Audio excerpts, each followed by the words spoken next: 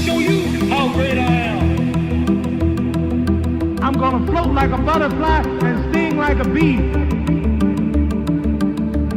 I am the king of the world. G5 Jeff TV, hit the subscribe button, hit the like button. Please share this video, support your boy. Support good content at all times. All social media is in the description box, and please hit that bell icon so you can be notified when I drop that heat. Jermell Charlo, the 154-pound champion, Jermell Charlo, is going to be headlining the card with his brother December 22nd, 2018, Barclay Center, New York City. He's going to be defending his title against Tony Harrison.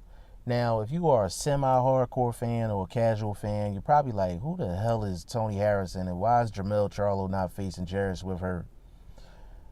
I, G5 Jeff TV, am telling you now, this is a good fight. Tony Harrison is nothing to be played with, and Tony Harrison is a live dog in this fight. You heard it here first. Tony Harrison is a live dog, but let me get into that. Tony Harrison was the top prospect before he took his loss against Willie Nelson. He was on pace to get a unanimous decision victory over Willie Nelson. He was winning on the scorecards clearly in that fight. He got tired. He got lazy. He got caught with a shot. Willie Nelson put him down, and one of the weirdest things I ever seen in the ring, he got up, and it looked like he went in the corner to start praying. Like, it's the weirdest shit. Like, it's hard to explain, but you can probably pull it up on YouTube. But he went to the corner after he got knocked down, and it looked like he started praying. And the referee, I guess, didn't know what was going on, and he stopped the fight. Tony Harrison, other loss came against Jerry Swift. Now, it's the same thing. He was winning on the scorecard versus Jerry Swift. He was actually styling on Jerry Swift, outboxing him and everything.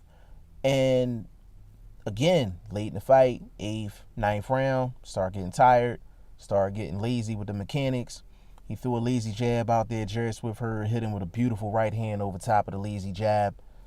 And basically the fight got stopped.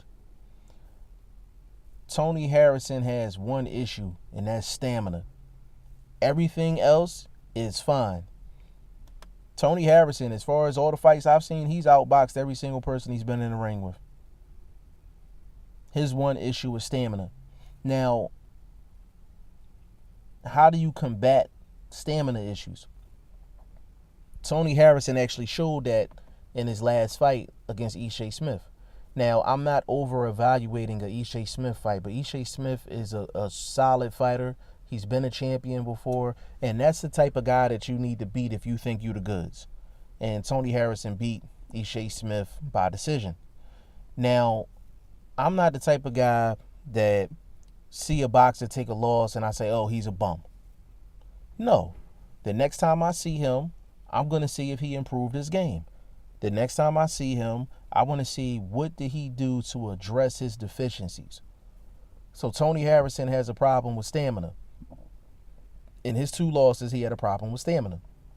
So what did he do in the Ishe Smith fight to combat that? Couple of things.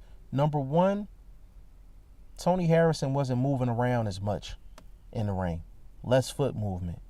If you're not circling the ring and using a lot of foot movement, that conserves energy. That's number one. Number two, he didn't waste any shots.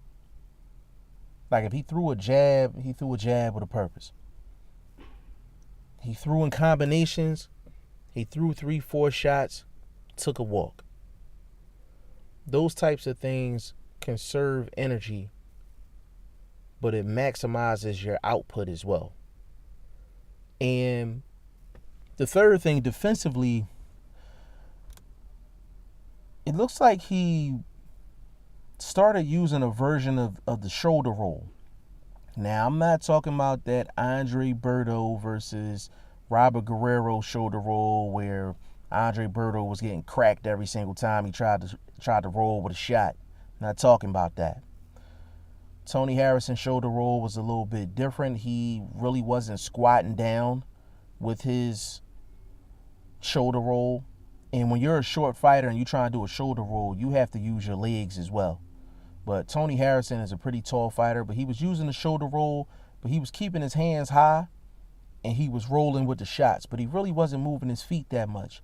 So that's a way to defend and not burn a lot of energy doing it. So I noticed a couple small things that Tony Harrison was doing, and I'm real curious to see how that carries over into this fight against Jermell Charlo. Now, Jermell Charlo, good fighter. Really good fighter. He has the same trainer as Errol Spence. You could tell he's improved dramatically since going over to train with Errol Spence. But I got to keep it all way of being. Jermell Charlo was going to be the favorite in the fight. And I think it's more so because everybody know who Jermell Charlo is now and people don't know who Tony Harrison is. He's the favorite in the fight. But Jermell Charlo has shown that he can be outboxed for segments in the fight. Austin Trout. It's a couple other fights where there was, a string of rounds where he's getting outboxed. And I think it was John Jackson that he was fighting. And John Jackson was outboxing Jermell Charlo, and Jermell Charlo turned it up late and got him up out of there.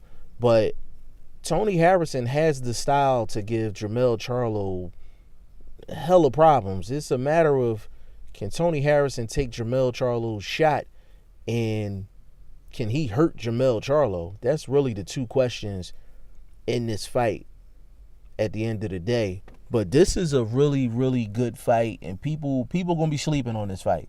People going to be sleeping on this fight, but this is going to end up being a real good fight, and I'm really looking forward to it at the end of the day.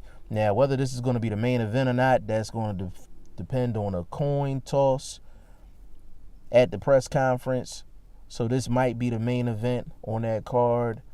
But trust me, Tony Harrison is a live dog. I got to do a breakdown and prediction video for this one. I haven't done one in a little while.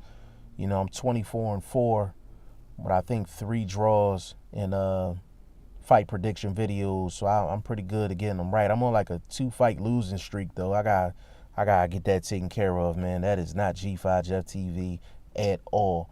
But I'm definitely going to go into the lab on this one, do a breakdown and prediction video. I'm going to do some follow-up videos as well in regards to this fight. I don't like the fact that it's on December 22nd. I don't know if you're just going to buy tickets and say, hey, here's an early Christmas gift, go to the fight. And also the fact that it's in the Barclay Center. Now, I know it's the home of PBC, but they should have put this in Texas. Should have gave them a home game. You package the Twins up with Errol Spence and, call up Jerry Jones. Say, hey, can we use the Dallas Cowboy practice facility? You understand what I'm saying? And, try to make it happen. But I guess they couldn't make it happen. The Barclays Center, definitely not a bad venue. It just would have been good to see Jermell Charlo and Jermell Charlo's first headliner card be in their hometown. But y'all let me know what y'all think in the comment section. G5 Jeff TV. Hit the subscribe button. Hit the like button. Please share this video. Support your boy. Support good content at all times. I appreciate y'all. Peace.